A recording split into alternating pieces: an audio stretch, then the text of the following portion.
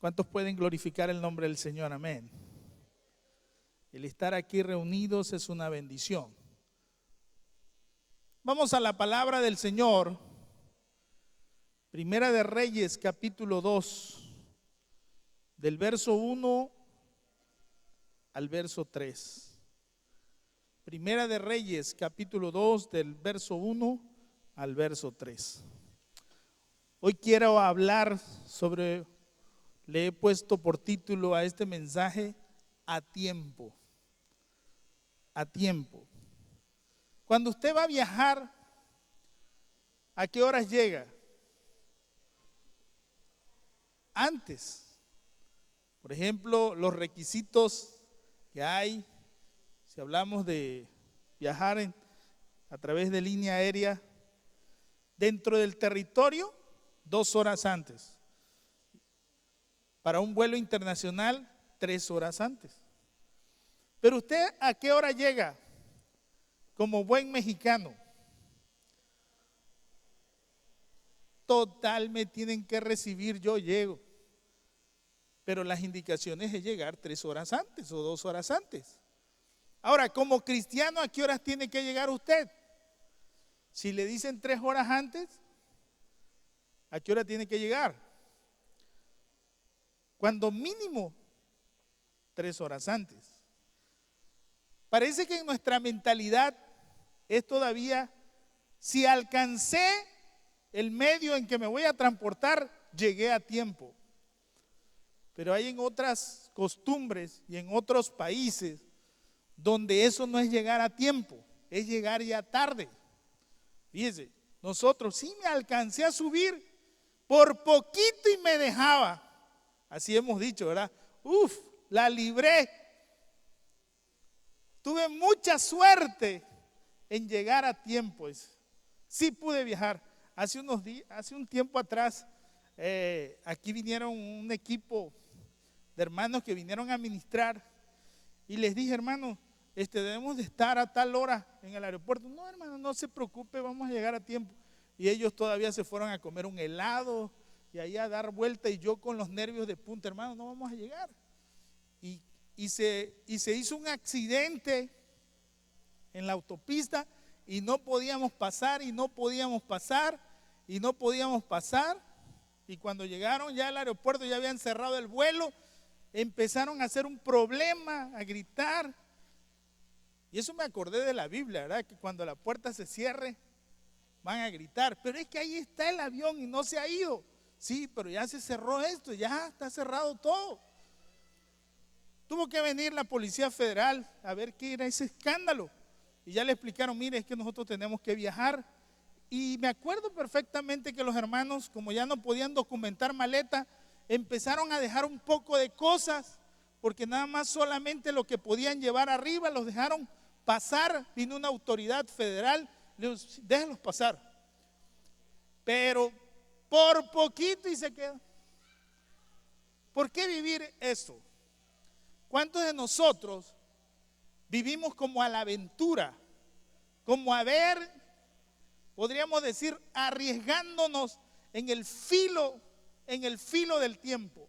No nos organizamos, no hacemos las cosas cuando debemos de hacer, pero la Biblia nos llama a ser personas que hagamos todo a tiempo. ¿Cuántos dicen amén? Vamos a la lectura de la palabra de Dios. Dice de la siguiente manera, Primera de Reyes capítulo 2, del verso 1 al verso 3.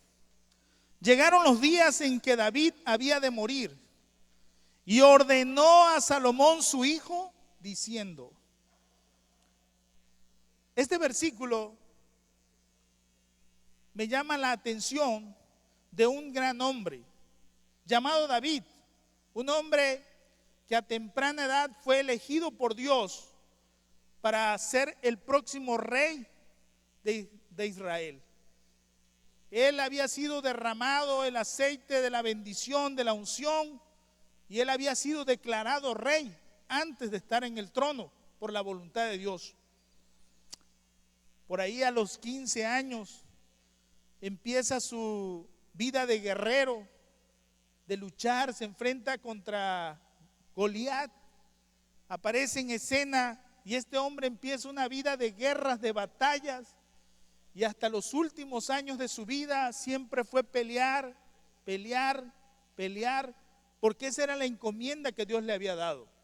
El ministerio que le había dado Dios a David era ser guerrero, conquistador,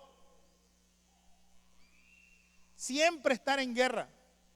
Los últimos años, ya en su vejez, parece que hay paz y aún habían enemigos internos en el país, y él le da orden a su hijo Salomón qué tendría que hacer.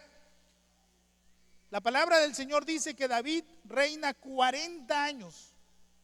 A la edad de 70 años parte, muere.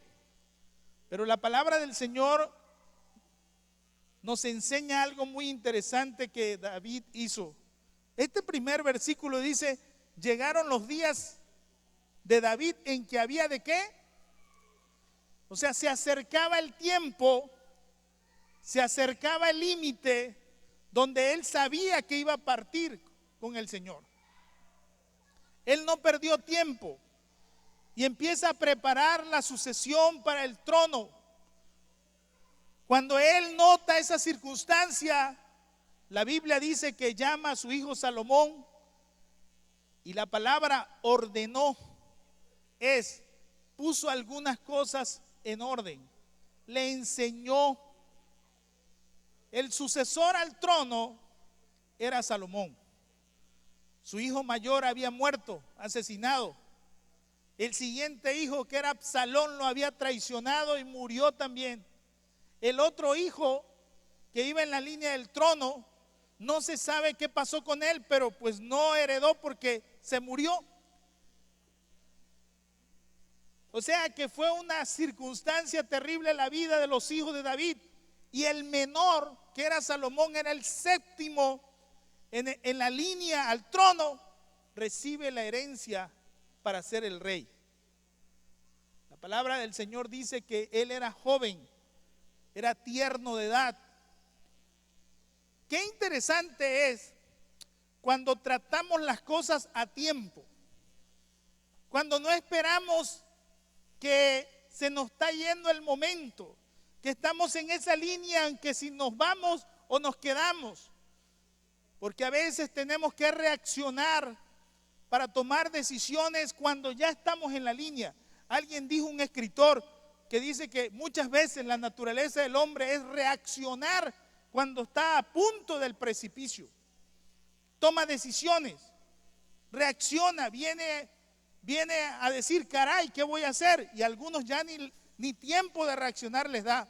¿Se acuerdan el hijo pródigo? ¿Cuándo reacciona el hijo pródigo? Cuando está en una decadencia tremenda. ¿Qué dice él? En la casa de mi padre los siervos comen mejor. Y dice, volveré, me levantaré e iré a mi padre y le diré, Padre, perdóname. Él en esa circunstancia lo pensó. En el punto más bajo de la crisis tomó una decisión, pero lo que salvó la vida, por ejemplo, del hijo pródigo es que sí se levantó. Usted puede pensar, usted puede bailar, usted puede gritar, usted puede hacer lo que sea, pero si su carácter no está en la decisión, en el accionar, pues no pasa nada. La palabra del Señor dice que David habla con su hijo, un joven de tierna edad. Le venía una gran responsabilidad. La palabra del Señor dice que David, anciano, los hombres de guerra de David, ancianos ya algunos, que habían caminado con él, habían luchado con él. Él tiene que hablar con su hijo antes de darle el trono, antes de darle la responsabilidad, lo llama. ¿Cuántos de nosotros invertimos tiempo antes que las circunstancias lleguen? Antes que hay una palabra que dice la Escritura, que los días malos nos lleguen. Y cuando nos llegan los días malos y si no hemos hablado a tiempo, ahí mismo la palabra tiene una respuesta, dice, no tendremos ¿qué? Contentamiento. no habrá alegría. ¿Por qué me pasa esto? Porque no tomamos las decisiones a tiempo. Por eso la Biblia, cuando habla de buscar a Dios, la Biblia dice, buscad al Señor en la línea, buscad al Señor mientras pueda ser hallado. Llamadle en tanto que está cercano. Pero dice, deje el hombre impío su camino y vuelva hacia el Señor y alcanzará misericordia. Todas las cosas las debemos de hacer a tiempo. No 5 para el límite,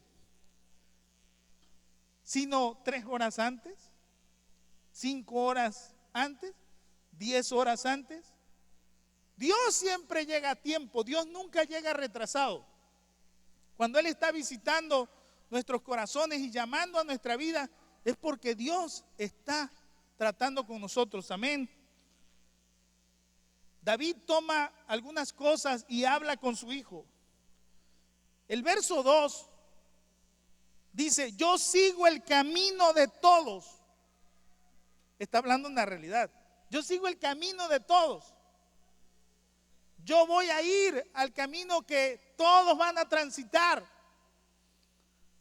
Esta es una realidad. Un día nos iremos, ya no estaremos aquí. Pero tenemos que dejar preparada a la siguiente generación. No la podemos dejar a media. Hay una de las cosas que yo he enseñado y le digo a muchas personas, cuando alguien busca a Dios, la siguiente generación es bendecida. ¿Amén o no amén? Porque la primera generación buscó a Dios, verdaderamente. Dios cambia su historia. La siguiente generación o la segunda generación es bendecida automática, pero no porque ellos busquen a Dios, sino porque la primera generación buscó a Dios. Eso le pasó en la vida de Salomón. Hubo un hombre que su padre David buscó a Dios intensamente y le dejó una potencia de nación, porque David no tuvo tiempo para disfrutar. Salomón sí iba a disfrutar. Dice la Biblia que era un rey de paz. Un rey de paz. Y David fue un rey de guerra. De sangre, dice la Biblia. Por eso Dios no le permite construir el templo, porque le dice, tú has derramado mucha sangre y no lo puedes hacer, porque iba a ser un sacrilegio, iba a manchar el templo. Pero la siguiente generación, que era sin haber hecho aquello, podía construir el templo. Era tiempo de paz, era tiempo de abundancia, era tiempo de multiplicación, de gran cosecha. ¿Por qué? Porque un padre trabajó a tiempo. Pero, hermanos, esa segunda generación, si no busca a Dios, y eso es un mensaje para todos nosotros. Yo veo gente que busca a Dios, pero su siguiente generación no está buscando a Dios. Tienen un medio temor de Dios. La segunda generación que no está buscando a Dios, como influencia de la primera generación, tiene medio temor a Dios. Medio ora, medio se comporta, juega al cristianismo. ¿Cuántos dicen amén? No se congregan. No me congrego, pero no soy malo, hermano. El problema no es ese, sino el problema va a ser tu tercera generación. Que si la segunda generación es una generación de medio tiempo. ¿Cuántos dicen amén? Alguien que trabaja medio tiempo, ¿cuánto se le paga? ¿Salario completo? ¿Cuánto se le paga? Medio tiempo. Y ahora, con las reformas que vienen, ahora hasta puedes trabajar 1 hora y se te va a pagar ¿cuánto? 1 hora. La tercera generación, como consecuencia de que la segunda generación no busca a Dios, la tercera generación será una generación que desconoce a Dios. Ya no tiene temor de Dios. ¿Y qué decir de la cuarta generación?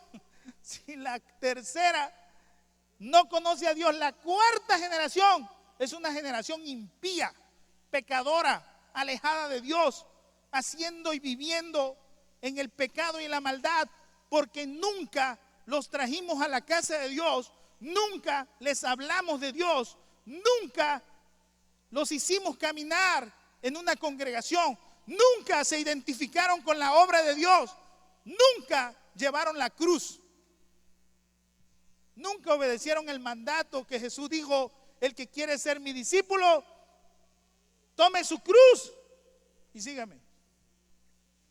Ese es el resultado. En la cuarta generación tendremos algo que no conocerán a Dios. Ese es el problema. Hay gente que no viene a la iglesia y dice: yo no me pierdo, hermano. No, pero la tercera y cuarta generación tú la estás condenando.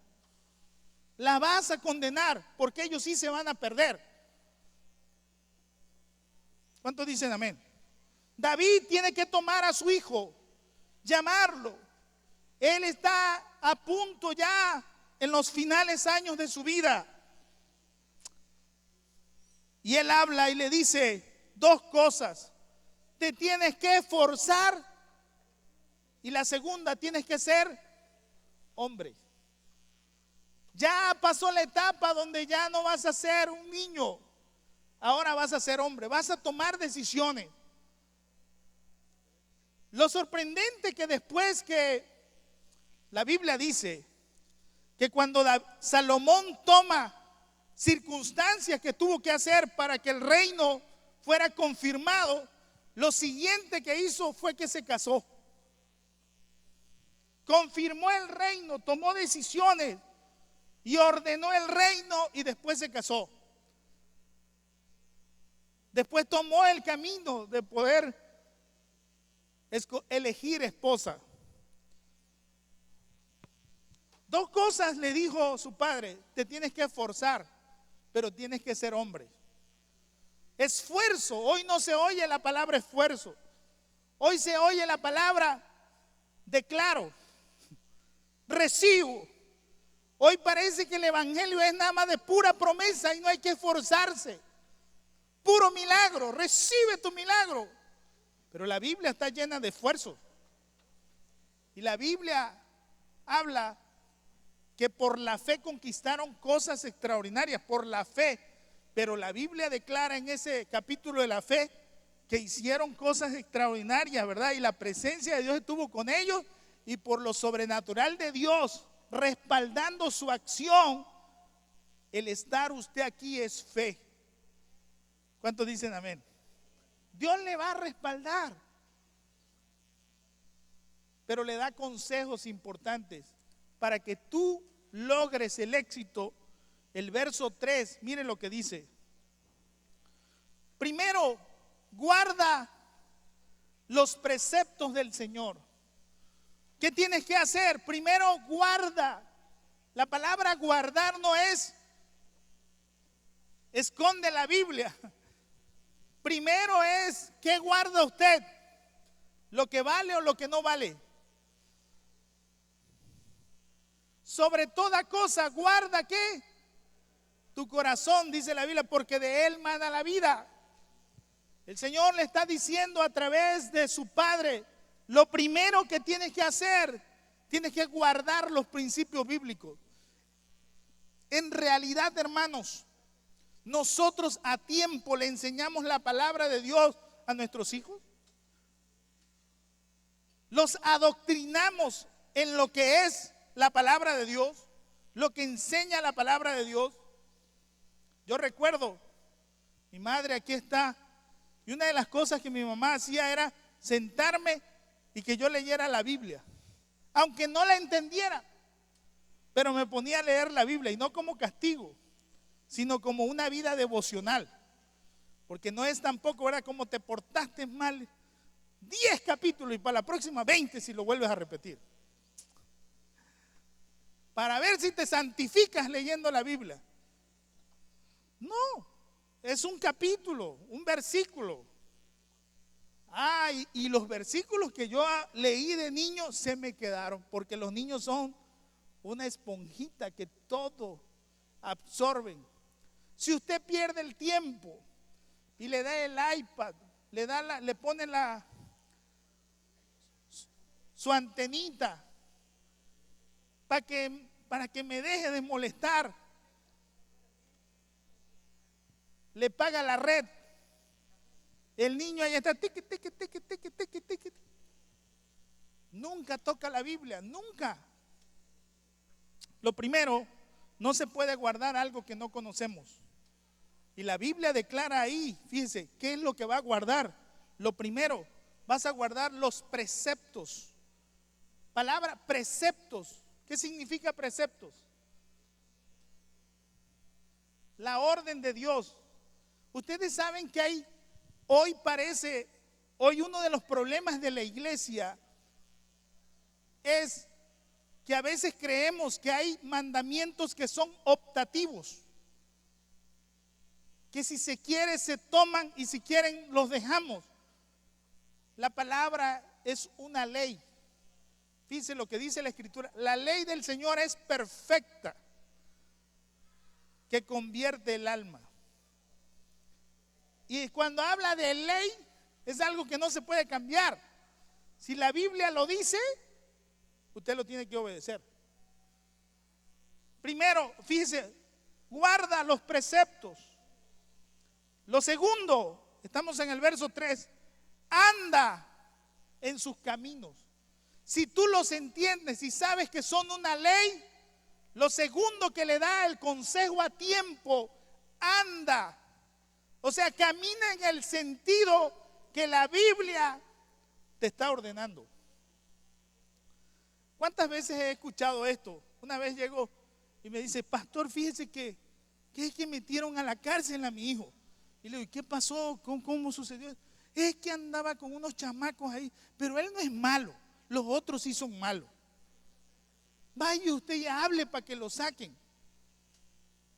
Hay un amigo que trabaja, por ejemplo, de juez y me comentaba un día que un padre fue a verlo y le dijo, por favor deje salir a mi hijo es bueno, mi hijo no es malo. Y le dijo, señor, pero su hijo mató a una persona de 32 puñaladas. 32 puñaladas. Fue se me escurrió la mano. Imagínense, 32 puñaladas. Y después que lo asesinó así arteramente, lo sacó, lo subió al carro, le sacó gasolina y lo fue y lo tiró y le prendió fuego. Pero no es malo. Lo peor, dice que cuando estaban ahí, le dijo, y yo vengo a hablar con usted porque yo me enteré que usted es cristiano y me va a ayudar. Y le dice, ¿y usted a qué se dedica? Pues yo soy un fiel cristiano. Dice, si quiere, le traigo una recomendación de mi pastor de lo fiel que soy.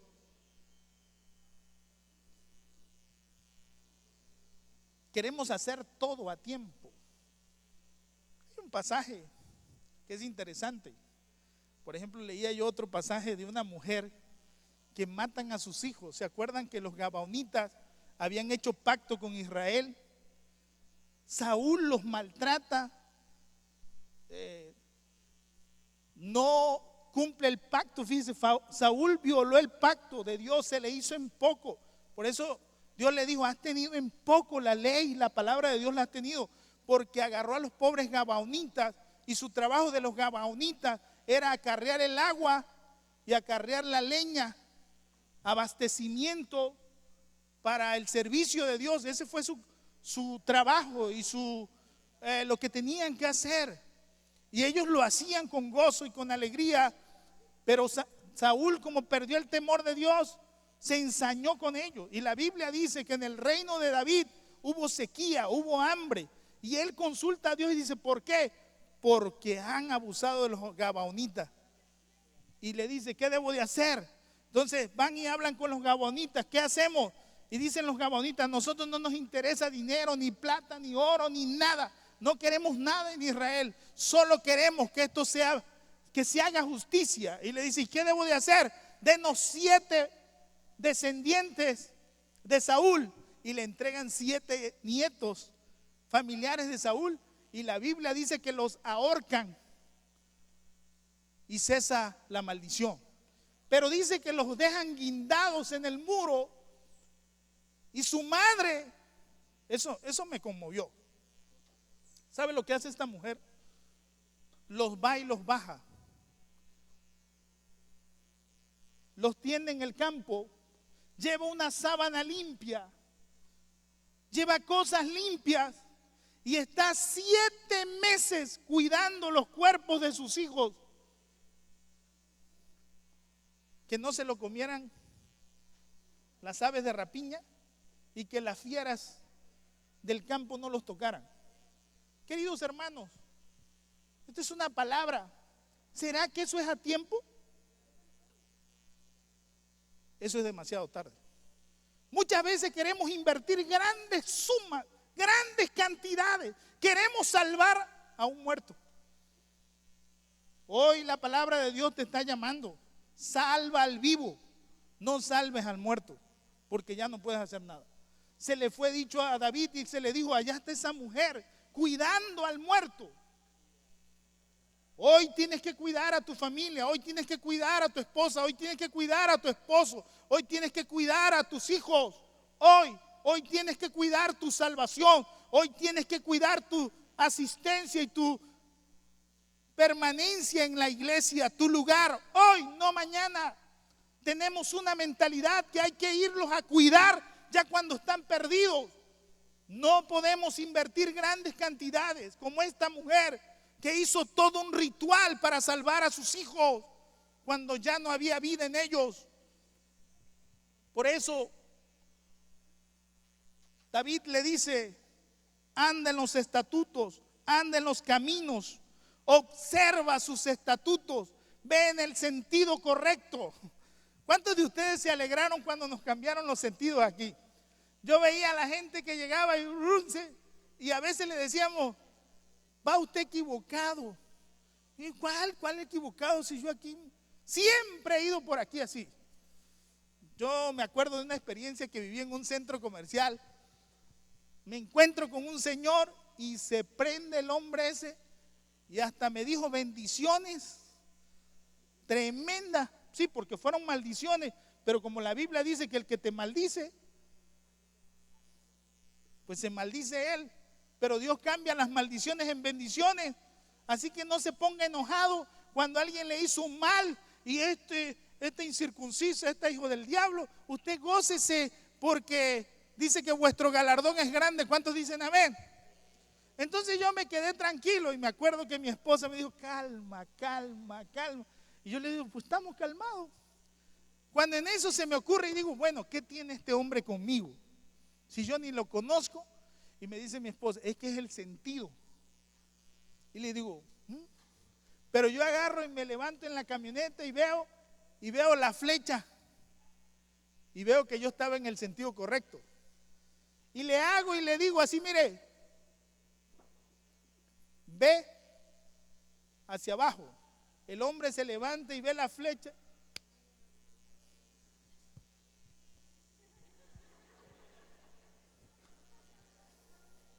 No hallaba qué decirme. ¿Cuántos de nosotros necesitamos una tranquiza? Porque eso se llevaría, ¿verdad? Se baja el otro, si fuera otra persona, se baja del vehículo y le da su bendición. Le da su ministración con unción. Para decirle que iba en sentido incorrecto. Queridos hermanos, el Señor le dice, observa sus estatutos. Observa sus mandamientos, observa sus decretos, observa sus testimonios de la manera que están escritos. O sea, de la manera que está el sentido. ¿Cuántos dicen amén?